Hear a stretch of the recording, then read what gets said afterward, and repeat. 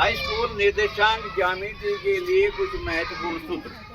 केवल high school ज्यामिति में 6 सूत्र महत्वपूर्ण हैं। अगर सूत्र आपके याद होंगे तो कोई वजह नहीं कि आपका सवाल गलत हो जाए, ठीक होगा सवाल। ये सूत्र कहाँ से हैं? सबसे पहले हम कल्पना करते हैं ग्राफ पेपर पर। ये एक्स अक्ष है और ये वाई है, एक्स एक्स एक्स, और ये इनका एक्स अक्ष और वाई अक्ष का जो क्रॉसिंग पॉइंट हो उसे हम क्या कहें? मूल बिंदु, ओरिजिन।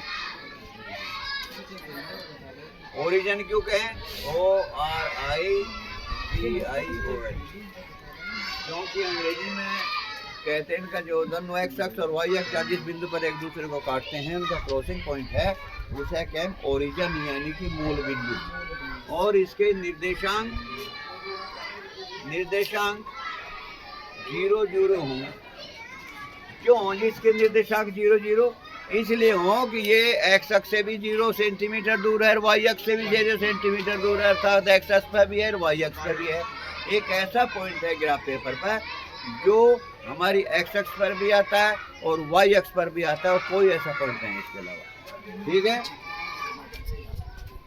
3 चतुर्थांशों, पहला चतुर्थांश ही होता है, इसके चिन्ह होते हैं जमा जमा, और दूसरा चतुर्थांश होता है इसके जो चिन्ह होते हैं नफी जमा, और तीसरा चतुर्थांश होता है इसके चिन्ह होते हैं नफी नफी, तीसरा चतुर्थांश। और चौथा चतुर्थांश होता है इसके निर्देशांक क्या हो? जमा और नफी। अजी जमा नफी क्या हो? What is plus and minus?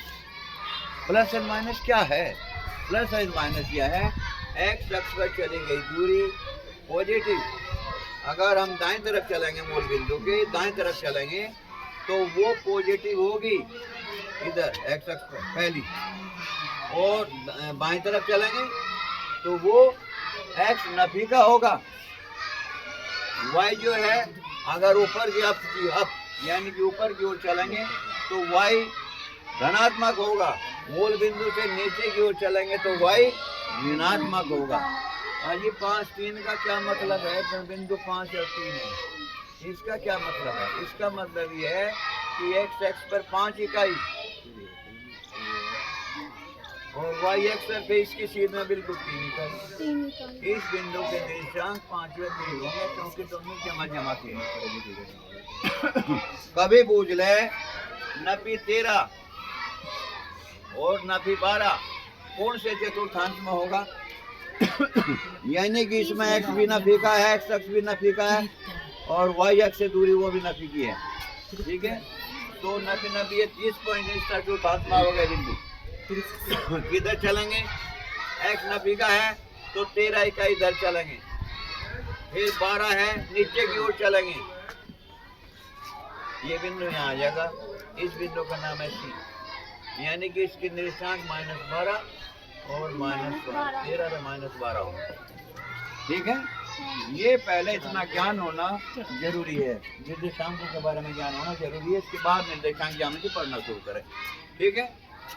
अगर नेक्स्ट है पहला सूत्र है मूल बिंदु के निर्देशांक। तो मूल बिंदु पता लग गया, जहाँ एक्स अक्ष और वाई अक्ष एक दूसरे को काटते हैं उसे मूल बिंदु कहते हैं। तो मूल बिंदु के निर्देशांक क्या बताएं?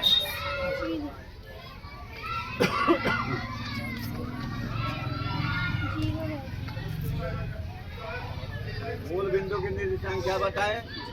0 व 0, यानी कि मूल बिंदु एक्स अक्ष से भी 0 सेंटीमीटर दूर और वाई अक्ष से भी 0 सेंटीमीटर दूर, अर्थात ये बिंदु एक्स अक्ष पर भी आवे और वाई अक्ष पर भी आवे, केवल एक ही बिंदु होता है, ठीक है। दूसरा क्या है? दो बिंदु हैं x1 y1, निर्देशांक बताना पड़ेगा, एक्स अक्ष से कितनी दूर है, वाई अक्ष से कितनी दूर है। तो इसमें निर्देशांक है, मान लीजिए x1 y1 है, और दूसरा बिंदु है x2 और y2, मान ली बिंदु है x1 और y1 और ये बिंदु है x2 और y2 और AB। A बिंदु के निर्देशांक x1 y1 और B बिंदु के निर्देशांक x2 y2। वो कहता है कि इनके बीच की दूरी ज्ञात कीजिए, दोनों बिंदुओं के बीच की दूरी ज्ञात कीजिए। सूत्र याद करना है, बहुत आसान सूत्र है। सबसे पहले क्या करोगे, वर्गमूल का निशान लगा देंगे। ठीक है, वर्गमूल का निशान लगा दिया।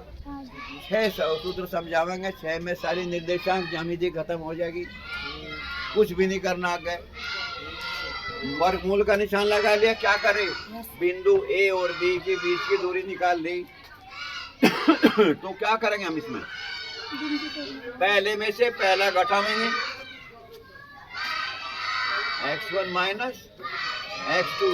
फिर क्या करेंगे, ब्रैकेट में बंद कर देंगे और फिर क्या करेंगे, इसका वर्ग कर देंगे। दो बिंदुओं के बीच की दूरी निकालना चाहिए। अब फिर क्या करेंगे, प्लस का निशान लगाएंगे, ब्रैकेट शुरू करेंगे और दूसरे निर्देशांक में से दूसरा घटाएंगे, y1 माइनस y2 पर कवर। ये सूत्र कोई दिक्कत है, दो बिंदुओं के बीच की दूरी निकालने में कोई दिक्कत आई? कैसे आया, हमने कहा पहले वाले में से पहला घटाओ, x निर्देशांक में से x निर्देशांक घटाओ और वर्ग कर दो, जमा y निर्देशांक में से y निर्देशांक को घटाओ और वर्ग कर दो और सारे का वर्गमूल निकालो। जो कुछ भी संख्या आएगी, कोई दिक्कत नहीं। अच्छा, कोई दिक्कत नहीं आएगी समझ में। अच्छा, नेक्स्ट क्या है,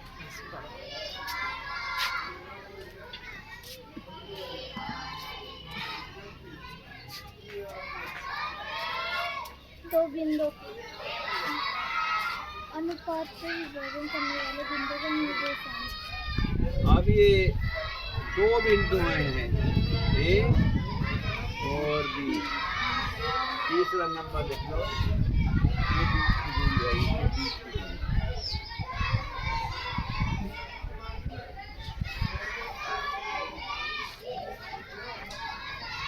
तीसरा है, तीसरा सूत्र क्या है, नेक्स्ट। दो बिंदु x1 y1 तथा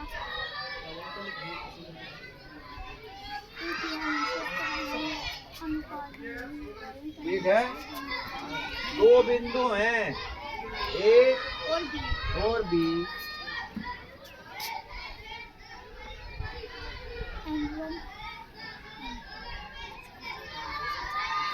तो ये रेखा बन जाएगी इनसे भी। इसके निर्देशांक है कितने, x1 और y1 और इसके निर्देशांक है x2 और y2। ठीक है, इस रेखा को कोई बिंदु D मान लो, D के भी कोई निर्देशांक होंगे, तो इसके निर्देशांक में मान लो बड़ा x और बड़ा y, इसके निर्देशांक है।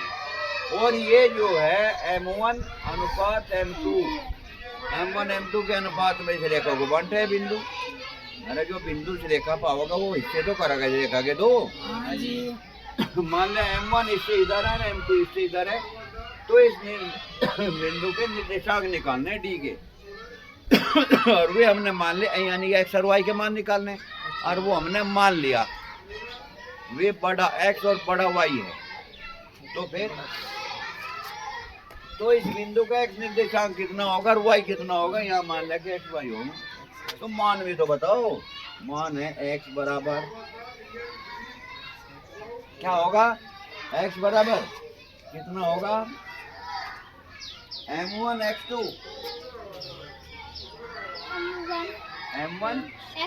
x2 जमा m2 x1 बटे m1 प्लस m2। ये x निर्देशांक होगा, मान दर्ज इस बिंदु का x निर्देशांक लिख देगा और इसका y भी तो होगा। इसका y कैसे काटेंगे जी, m1 m2 m1 जमा m2, नीचे भी m1 जमा m2 है, देख लो जान करके। M1 M1 plus M2। नीचे थोड़ा नजदीक लिख लो, M1 जमा M2। Y1 अच्छा फिर क्या करेंगे? Y1 जो बिंदु के निर्देशांक है उल्टे करके लिखेंगे। Y2 यहाँ, ठीक है। हाँ जी। आगे बात में ऐसे, उसमें भी ऐसे ही है। तो ये डी बिंदु के निर्देशांक आ जाएंगे, जो उस बिंदु के निर्देशांक जो ए बी रेखा को M1 अनुपात M2 के अनुपात में विभाजित करता है। कोई दिक्कत? सब समझ में आ गई? कोई हो बताओ? कोई दिक्कत नहीं। सूत्र नंबर 4। सूत्र नंबर 4 क्या है जी? अब बताऊंगे अभी। वाली रेखा को मध्य बिंदु का निर्देशांक। सूत्र नंबर 4 क्या है?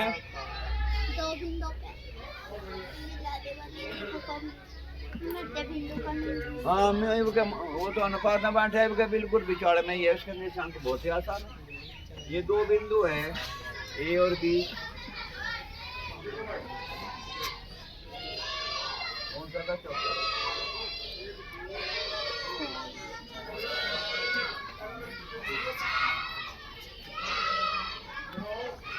X2 X2 Y2। ये दो बिंदु है, इनके निर्देशांक भी साथ ही साथ लिख दिए। इनके ये इस रेखा के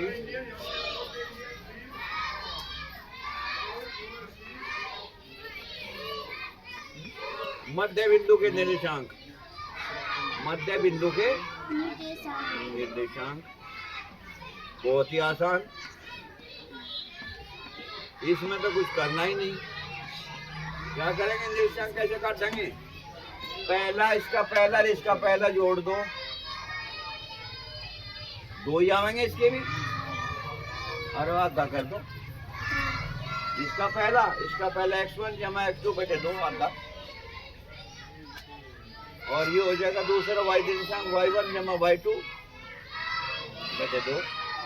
ये मध्य बिंदु के निर्देशांक आ गए। Very easy. X जोड़ का आधा और Y जोड़ का आधा, तो आधा बिंदु था, उसी के निर्देशांक आ गए। ठीक है, यही आधा बिंदु था D, इसके X1 और ये Y1 और ये X2 और ये Y2, ये B बिंदु का और ये बिंदु का। ये D बिंदु के निर्देशांक क्या आ गए? इसे पहला, इसका पहला जोड़ का आधा, दूसरा प्लस दूसरा बटे आधा, यानी कि 2। ठीक है।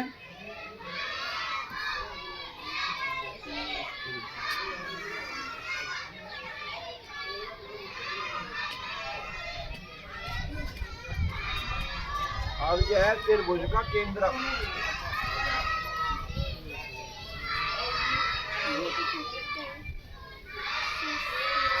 पांचवा है त्रिभुज ये केंद्रक, ये निर्देशांक।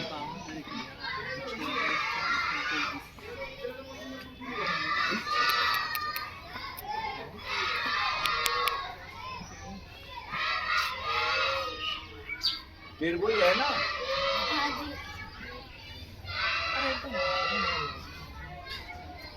3 सिरे होंगे, X1 Y1 ABC त्रिभुज है।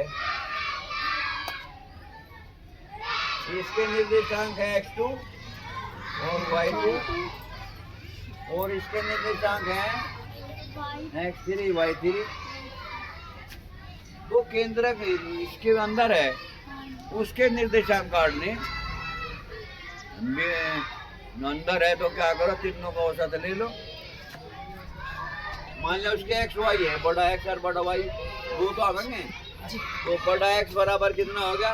तीनों के पहले पहले जोड़ लो, X1 जमा X2 जमा X3 और बटे क्या है? अरे 2 3 का जोड़ है, बटे 3 कर दो, जो X निर्देशांक निकल गया। ठीक है। अच्छा ये y को करने के लगा के ये बीच वाले का y1 जमा y2 y1 जमा y2 जमा y3 बटे 3। ये केंद्र के निर्देशांक का पता लग गया? हाँ जी। कोई दिक्कत नहीं। कुछ भी नहीं है, केवल एक दिन का काम है, केवल एक दिन का काम। अगर बैठ के कहीं झोंकती में गलती के नहीं समझ आनी, कोई नंबर नहीं कटना। अच्छा नेक्स्ट है ABC का क्षेत्रफल। हाँ जी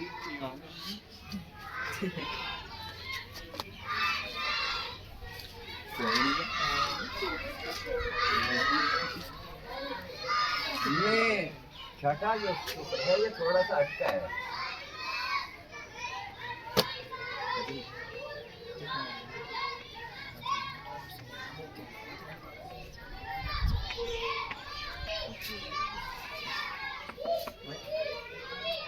ये त्रिभुज है, इसके निर्देशांक x1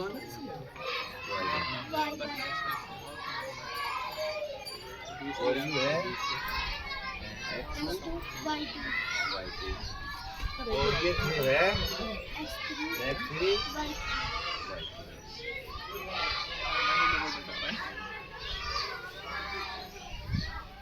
ठीक है, कोई दिक्कत?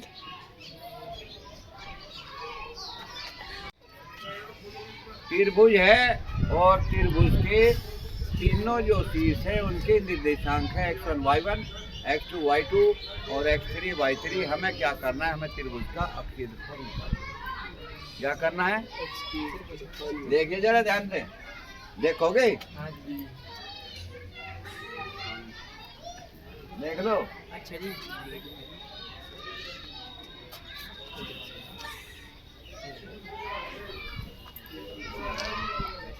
ये जो निर्देशांक हैं ऊपर नीचे लिख लिए, लिख लिया।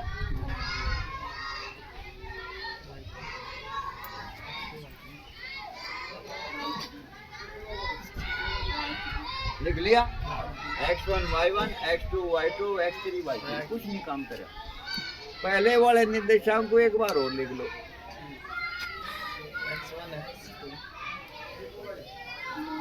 कोई दिक्कत नहीं जी। कुछ नहीं रटना, कुछ भी तो नहीं करना, केवल इसमें थोड़ा सा दिमाग लगा लेना, वो तो है। ठीक है, तो ऐसा करो, इससे ऐसे फिर से गुणा करो।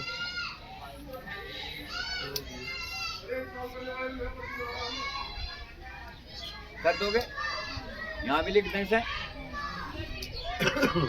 1/2 लिखना पड़ेगा शुरू में। 1/2 x1 y2 जमा x2 y3 जमा x3 y1। ठीक है, देख लो, लिख दिया गया। हाँ जी। हैं? x1 y2 plus x2 y3 plus minus y1। हैं? है नहीं, आज काम नहीं कर रहा, काम नहीं कर रहा, यू काम। इसे ब्रैकेट में बंद कर दो। कर दिया? हाँ जी। अब क्या करेंगे? अब नफे का निशान लगाऊंगे, क्योंकि इसकी डिमांड थी ज़्यादा, इसलिए हमें मानने को पड़ेगी डिमांड। फिर क्या काम करो? अब ऐसे आ जाओ। ठीक है, हाँ जी। माइनस का निशान लगा कर दूसरा ब्रैकेट लगाओ। y1 x2 जमा y2 x3 जमा y3 X1 ये सूत्र हो गया, कुछ भी याद करना नहीं। किताब बड़ा नहीं होने का।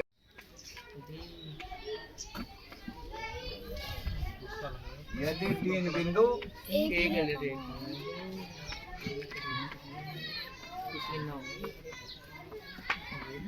एक रेखा में हूँ।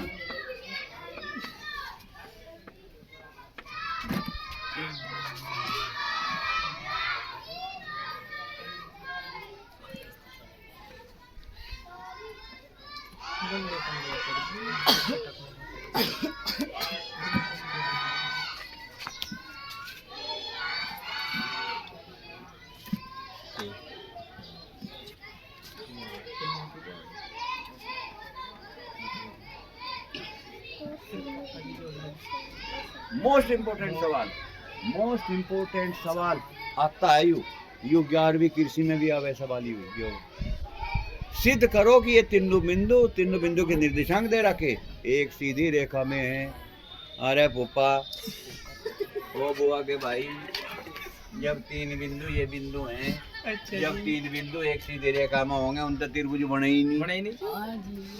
और नहीं बने हो ऐसा काटो उनका त्रिभुज का क्षेत्रफल काट दो और वो कितना आवेगा जी, बनता ही नहीं त्रिभुज, 0 आवेगा। तो फिर क्या सूत्र बन गया, वही बनाओ 1/2। ये लिखा भाई Sachin,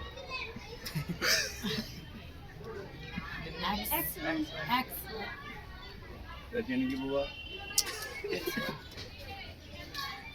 x1 y2 plus x2 y3 plus x3 सुन लो यार, जानते हैं मस्करी ना करे, मस्करी के लिए नहीं।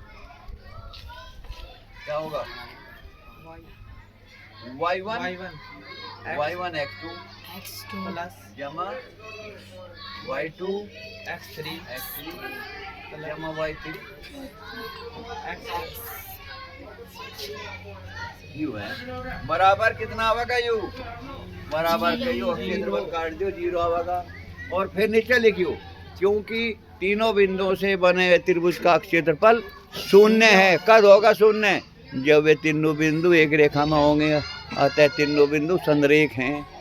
संरेख से ऊपर नुक्ता रह रहा पे एक मादा रेख कह रहे, संरेख है एक रेखा में।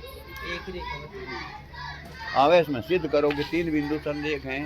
आज कुकर सिद्ध करा नीचे को ऐड करके ऊपर होगा, उसे नु कहियो तेरी ऐसी तैसी होगी।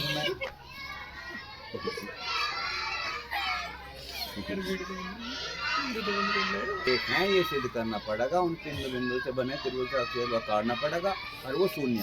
अगर वो 0 आवे तो एक रेखा में कोई दिक्कत नहीं, सारी निर्देशांक ज्यामिति खत्म रहेगी। ये तो इनके सवाल का लो, बिंदु 5/0 और नफी 12/0 के बीच की दूरी क्या है। ये क्वेश्चन आया यूपी बोर्ड 2019, 2021, 2022, 2023 और 2024 में भी आएगा, 2025 में भी आएगा। ठीक है, ए बिंदु है, बी बिंदु है, 2 बिंदु हैं। ए बिंदु के निर्देशांक तो है 5 0 और बी बिंदु के निर्देशांक है -12 0। ठीक है, तो ए बी इनके बीच की दूरी ए बी क्या होगी जी। हमने ये बताया था सबसे पहले वर्गमूल का निशान लगा लो, ये लग गया वर्गमूल का निशान। और फिर क्या करा था, पहले निर्देशांक में से पहला घटा लो, इसका पहला ये है, इसका पहला ये है, 5 में से घटा लो जिस नफी का है निर्देशांक में, फिर ब्रैकेट में नफी वाली संख्या को ब्रैकेट में लिख के करें। ठीक है, जमा दूसरे में से दूसरा घटा लो, दूसरी भी 0 दूसरी भी 0, तो क्या घटाते 0 - 0 पर का वर्ग 0, 0 का वर्ग 0 बराबर। इसे कोई दिखाने की जरूरत ही नहीं, बराबर वर्गमूल का निशान यहाँ नहीं चला जाएगा। 5 ये इसे खोल लो, ब्रैकेट को खोल लो, 5 जमा 12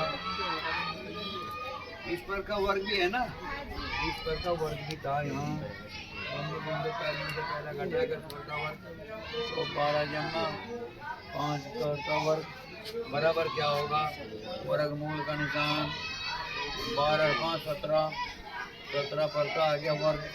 ठीक है, ये वर्गमूल का निशान है, इसका क्या मतलब है देख लो। आज थोड़ी सी नवी बात भी सीख लो। 17 की घात 2, तो ये ए अंदर है, इनका वर्गमूल का निशान लगाएंगे, वर्गमूल का निशान हटाएंगे, ब्रैकेट लगा देंगे कि ब्रैकेट में बंद कर दो, और वर्गमूल के निशान के बजाय क्या हो, उसकी घात 1/2 है। अगर 5 की घात 1/2 लिख रही कहीं, इसका मतलब समझ जाइए 5 का वर्गमूल है।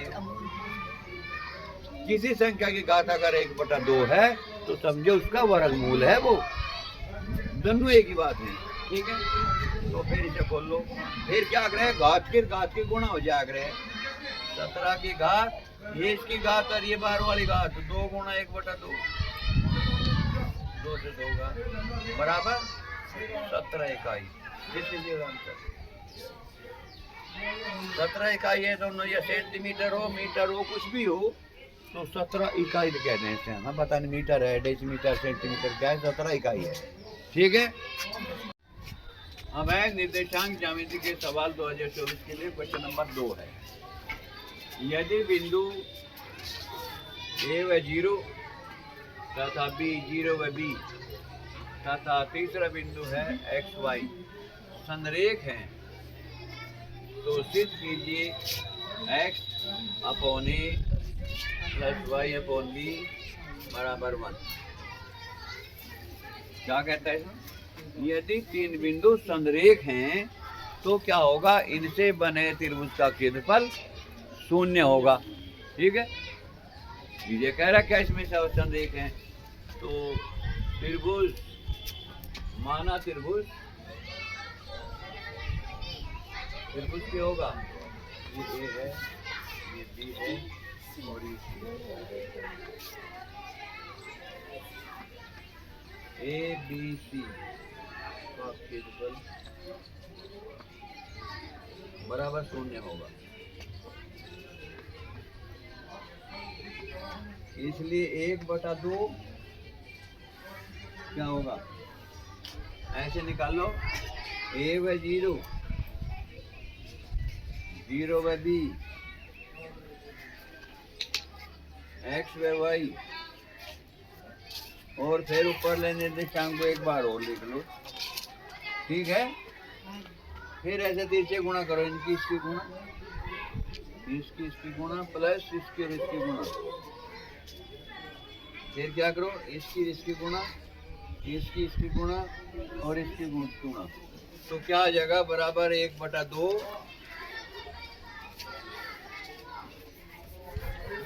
बराबर ये 0 होगा, 0 है, तो ये नेक्स्ट हो जाएगा 1/2 ये ए बी जमा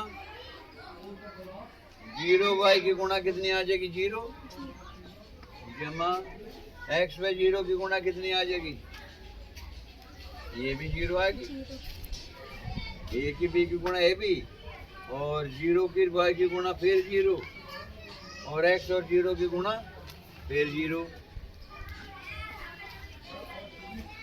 माइनस आवेगा, माइनस ये कैसे हो गए, 0 की गुणा 0 प्लस बी की एक्स की गुणा X B X plus Y की रे की गुणा ए वाई,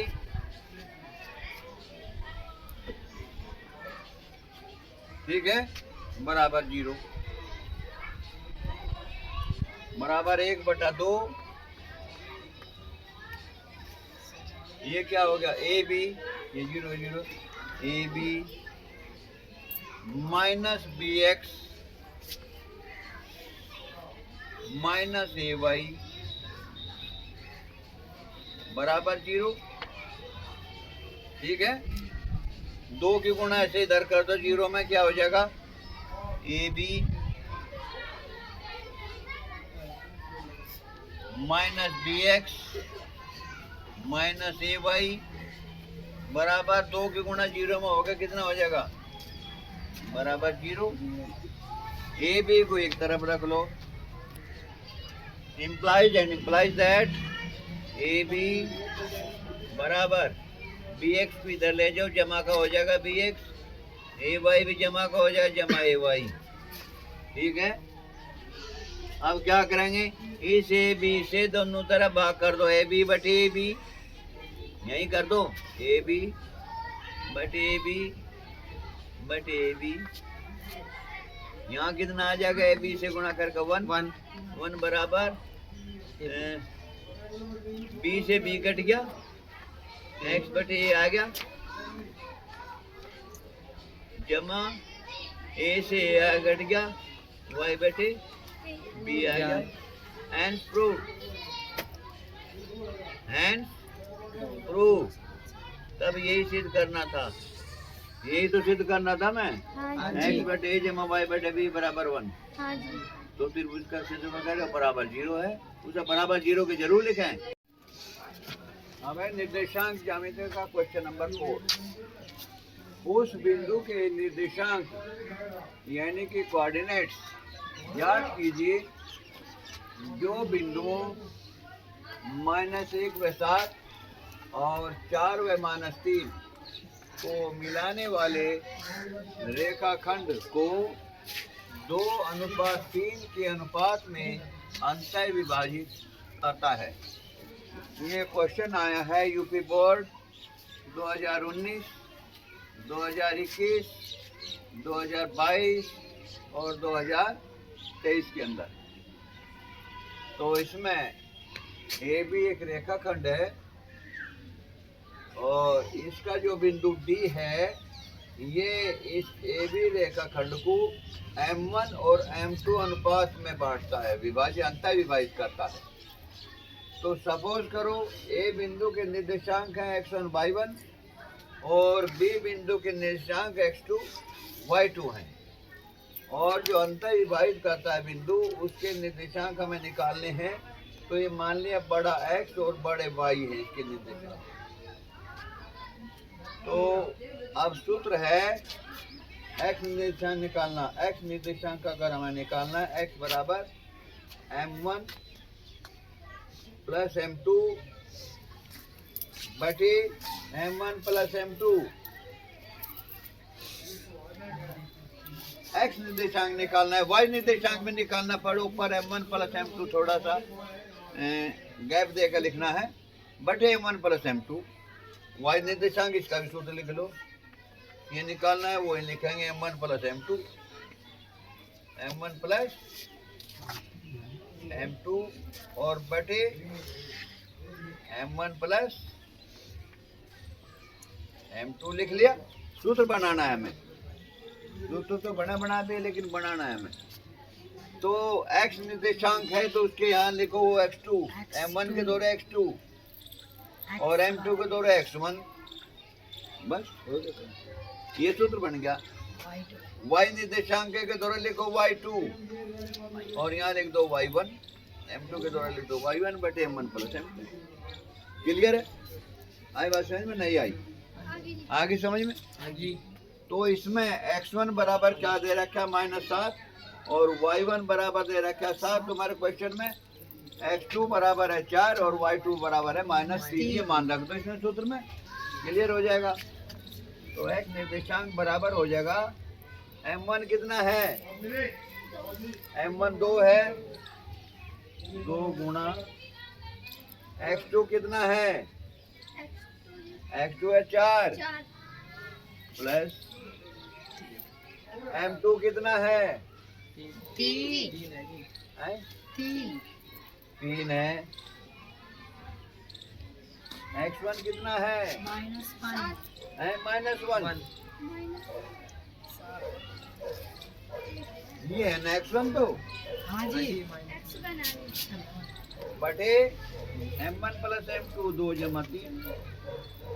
तो एक निर्देशांक निकल जाएगा बहुत ही आसान, 2 चौक 8 और ये 3 आगे नफी के 8 नफी 3 बटे 5 बराबर 5 बटे, बहुत ही आसान है।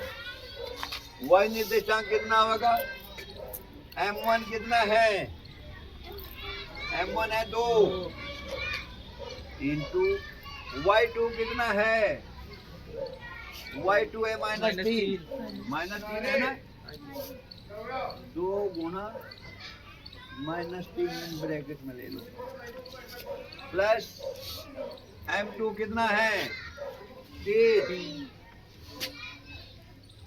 गुना Y1 कितना है Y1 7 है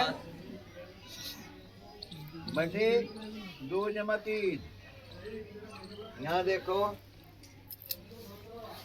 3 की नफी 3 की 2 की गुणा कितनी होगी नफी 6 और 7 की 3 की गुणा कितनी होगी 21 और बेटे 5 6 नफी का 21 जमा के क्या बच के 15 जमा के बैठे हैं 15 बेटे 5 बराबर आ गया 3।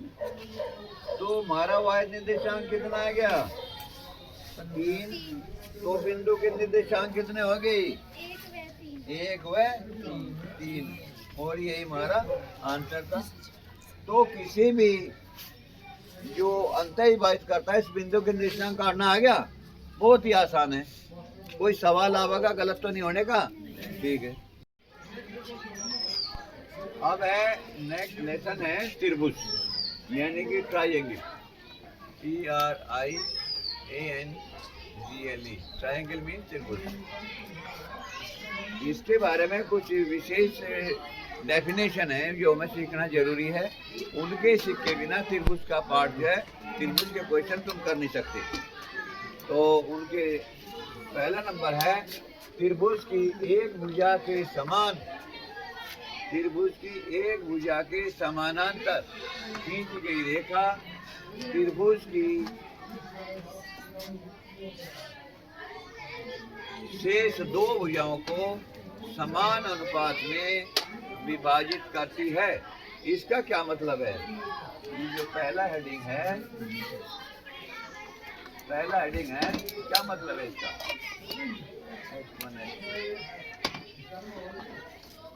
ये त्रिभुज है कोई यहाँ देख लो त्रिभुज ABC त्रिभुज है ABC त्रिभुज की एक भुजा की समांतर खींची गई रेखा एक भुजा BC के समांतर ये रेखा खींची गई ठीक है। इसका नाम क्या है CD रेखा खींची गई। त्रिभुज की शेष 2 भुजाओं को समान अनुपात में विभाजित करती है। समान अनुपात में यानी कि AC अनुपात BC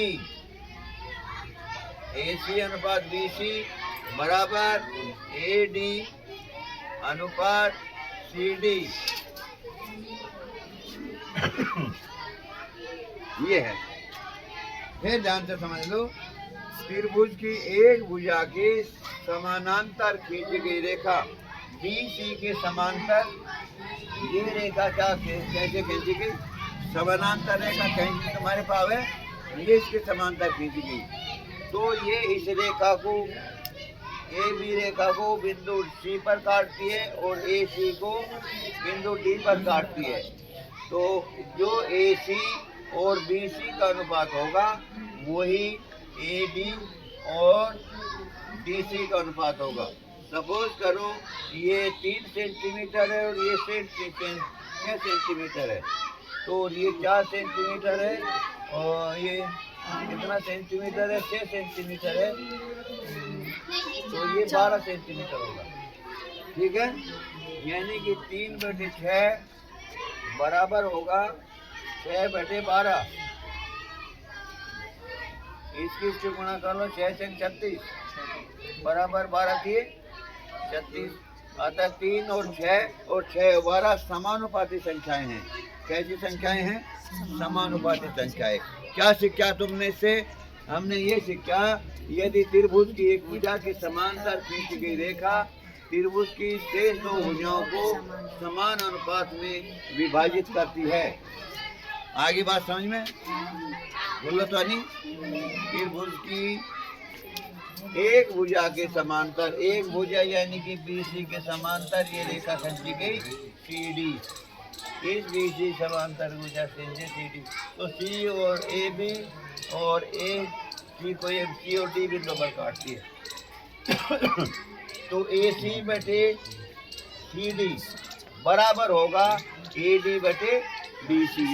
ये है एक अनुपात में करते दोनों अनुपात बराबर होंगे, यानी कि इसे भाग करके जो अब उत्तर होगा तो इसे भाग करके जो उत्तर होगा बराबर होगा। आगे बात समझ में? कोई दिक्कत?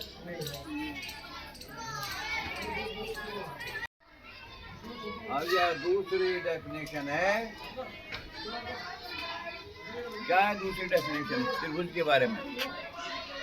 दूसरी डेफिनेशन है पहले का विलोम भी सत्य है। पहले का विलोम क्या है? पहला क्या? त्रिभुज की एक भुजा के समांतर खींची गई रेखा त्रिभुज की शेष दो भुजाओं को समान अनुपात में विभाजित करती है। तो ये इसका विलोम है, अपोजिट है। तो क्या होगा? त्रिभुज की दो भुजाओं को समान अनुपात में विभाजित करने वाली रेखा तीसरी भुजा के समांतर होती है। ये भी सत्य है। जैसे कि त्रिभुज ABC त्रिभुज है और इसमें CD कोई रेखा है, तो समान अनुपात में 3 और 6 के अनुपात में है और यह 6 और 12 के अनुपात में, यानी कि समान अनुपात में विभाजित करती है ये रेखा है। तो इसमें CD समांतर AB होगा। तो इसमें क्या होगा? CD समांतर BC का होगा। अगर ये रेखा जो है दो भुजाओं को समान अनुपात में विभाजित करती है तो ये त्रिभुज की तीसरी भुजा की समांतर होती है। ये भी बात सत्य है। ठीक है, आगे बात समझ में? आगे जी सारी बात आगे समझ में।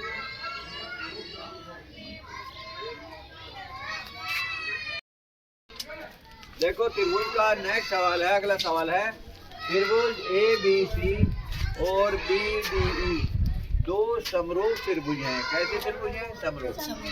इस प्रकार है कि D जो है भुजा BC का मध्य बिंदु है। त्रिभुजों ABC और BDE के क्षेत्रफलों का अनुपात है। इसके लिए 4 ऑप्शन दिए। पहला ऑप्शन A ऑप्शन है 2:1 होगा, B ऑप्शन है 1:2 होगा, C ऑप्शन है 4:1 होगा और D ऑप्शन है 1:4 होगा। अब इसका ऐसा हल करके देखते हैं। हल करके देखते हैं। हल करके क्या देखते हैं? हल करके देखते हैं कि समरूप त्रिभुजों के क्षेत्रफलों का अनुपात संगत भुजाओं के वर्गों के समानुपाती होता है। समरूप त्रिभुजों के क्षेत्रफलों का अनुपात संगत भुजाओं के वर्गों के समानुपाती होता है। इस बात को करेंगे। इसमें क्या है जी भैया? इसमें क्या है? BD बराबर क्या हो जाएगी? BD बराबर ये BD बराबर 1/2 BC। ये D जो है मध्य बिंदु है ना BC का, तो ये BD BC की आती हो जाएगी। ठीक है, ठीक है, इधर ले आओ। BD बटे BC बराबर 1/2 और 1/2 को हम लिख दें 1:2। ठीक है, या उल्टा कर दो इसका। BC बटे BD बराबर 1:2 है, तो ये हो जाएगा 2:1। ठीक है, ये भुजाओं का अनुपात निकल गया। त्रिभुजों का क्षेत्रफल उनकी संगत समरूप त्रिभुजों का क्षेत्रफल उनकी संगत भुजाओं के वर्गों के समानुपात में होता है, समानुपाती होता है। तो क्या करें? इसमें है जी समरूप त्रिभुजों के क्षेत्रफलों का अनुपात संगत भुजाओं के वर्गों के समानुपाती होता है। तो ये क्या हो गया? इनका वर्ग कर दो दोनों तरफ का, BC पर का वर्ग अनुपात BC पर का वर्ग, हाँ, बराबर 2 का वर्ग, 2 का वर्ग, 4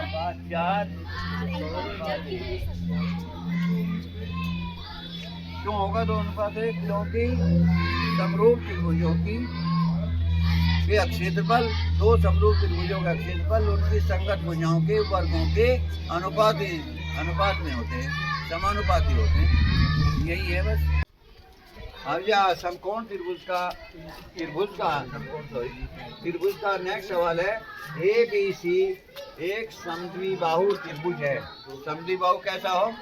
जिस त्रिभुज की 2 भुजा बराबर हो तो समद्विबाहु, जिसका कोण C समकोण है तो समकोण समद्विबाहु त्रिभुज है। सिद्ध कीजिए कि AB पर का वर्ग बराबर 2AC पर का वर्ग है। दिया है त्रिभुज ABC समद्विबाहु है जिसमें कोण C बराबर 90। ठीक है, सिद्ध करना है। सिद्ध क्या करना है? AB सिद्ध करना है। क्या सिद्ध करना है? ये सिद्ध करना है AB पर का वर्ग बराबर 2AC पर का वर्ग। ये सिद्ध करना है हमें। ठीक है, AB पर का वर्ग बराबर 2AC पर का वर्ग। तो अब है उपपत्ति। उपपत्ति प्रूफ है, जिसे प्रूफ कहते हैं उपपत्ति को। इसमें क्या है? त्रिभुज ABC एक समद्विबाहु समकोण त्रिभुज है, यानी कि ये कोण 90 अंश का है। इसलिए पाइथागोरस प्रमेय से क्या हो गया? पाइथागोरस प्रमेय से क्या है? पाइथागोरस का प्रमेय, पाइथागोरस का प्रमेय क्या है?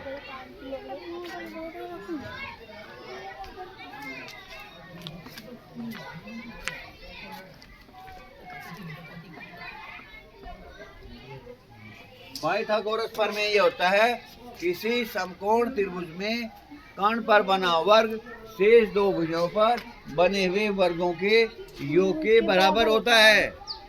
इससे पाइथागोरस को समझो जरा ध्यान से। पाइथागोरस प्रमेय तो इसमें हो जाएगा कर्ण कौन सा? 90 अंश के सामने की भुजा जो है कर्ण होता है। 90 अंश के सामने की भुजा कर्ण होता है। कर्ण है AB, तो AB पर का वर्ग बराबर 20 बराबर AC का वर्ग AC पर का वर्ग प्लस BC पर का वर्ग। ठीक है, वेरी वेरी इजी, बहुत आसान सवाल है। तो इसमें या तो यहाँ AC है ना, BC और AC, BC और AC दोनों भुजा बराबर है।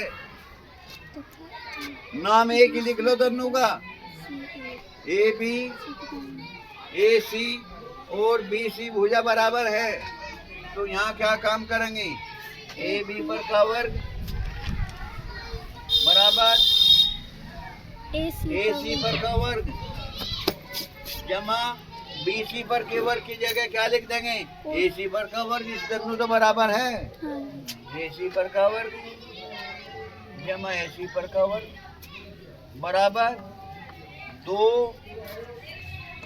AC पर का वर्ग।